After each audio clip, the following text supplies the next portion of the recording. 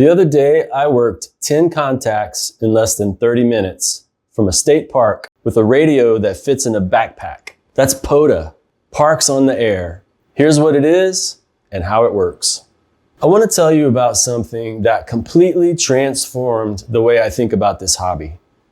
About 2 years ago, I loaded my car with gear that I could carry in one hand, drove out to a national park about 8 hours from my house, set up my antenna in about 5 minutes, and proceeded to have one of the best afternoons I've ever had in ham radio. I worked 11 stations on the 10-meter band in about 20 minutes. People from across the country, from New York, from Oregon, California, all calling me. The pileup was real. The adrenaline was real. At the end of it, I logged contacts with 7 different states. That's POTA. And that was my very first activation at Big Bend National Park.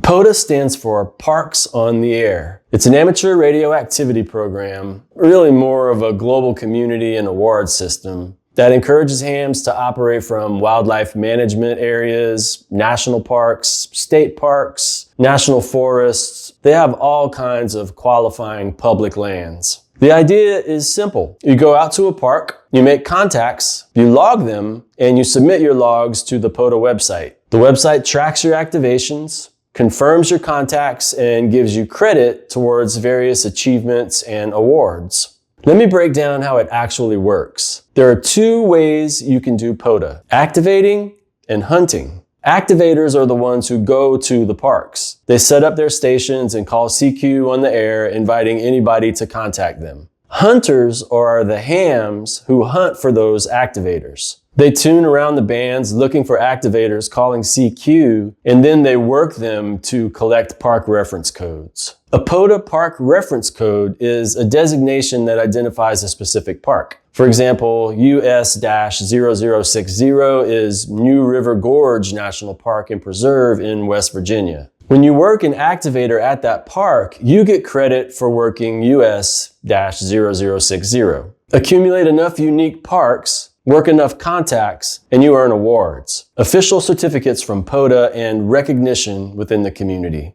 Here's what makes POTA genuinely special. First, activating gets you outside. You're not sitting in a basement staring at a radio. You're in a park, probably somewhere scenic, out experiencing nature while you operate. The setup, the tear down, the drive, it's an outing. My wife asked me which park I'm going to go to this weekend.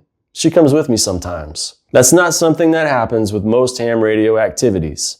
Second, the community is enormous and incredibly active. POTA has exploded in popularity over the last 5 years. There are thousands of activators worldwide. There are thousands of dedicated hunters who chase parks every single day. When you're an activator, you're not just hoping somebody's listening.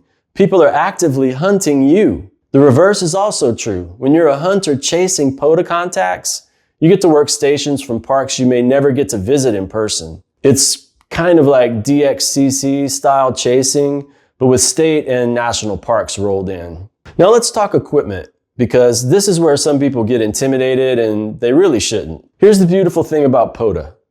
You can try to activate a park with the radio that you already own. If you have a technician class license and a Baofeng UV5R, you can attempt to activate a park on VHF or UHF. Now you're going to be limited to local contacts within 50 miles or so, assuming there's a repeater nearby, but that's real valid POTA. As a general class operator with HF access, you can activate on the HF bands from a park and work the whole world, potentially. Your signal is going to be stronger, your range is going to be farther, and the hunting community is especially active on HF. For my standard weekend activation, I'm usually running a 100 watt HF transceiver, a Yaesu FT710 with a Buddy Stick Pro multiband antenna and a lithium battery that I use for power. Total weight is around 15 pounds. I either set up on a picnic table or sometimes I just use the tailgate of my truck. Everything fits in a small carrying case and a backpack. The entire setup takes less than 15 minutes from the truck to my first contact. Now you can absolutely go smaller. Some activators run 5 watts with various antenna systems. That's valid too.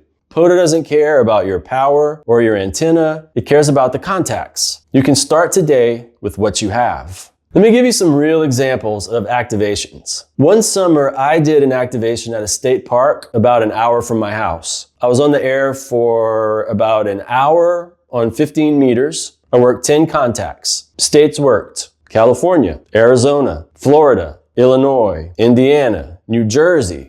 My farthest contacts were 2 stations in Puerto Rico, about 2,100 miles away from where I was activating. From a picnic table with a small antenna at a camping site. That's the magic of HF POTA. Another time I got permission to set up my rig at a 300-year-old historic Spanish mission. I was on the air for about 30 minutes and I worked 11 contacts on 20 meters across 10 different states. That was a great experience. Every POTA activation is different. Different location, different contacts. You just need to show up, set up, and call CQ. I'm going to be honest, POTA is the reason I'm still in this hobby. It gave me a reason to go outside, to travel to new places, to build new skills, and to feel like part of a large community of operators who are all doing the same thing for the same reasons. It combines the technical side of the hobby with getting out in nature and lets you go after stats and awards all at the same time. And you can start right now with whatever license you have and whatever radio you already own. So next weekend, find a park. Check the POTA website for a list of qualifying locations near you. Pack your radio. Make 10 contacts. Log them. Submit them. And welcome to POTA. If you found this useful, subscribe. There's more where this came from.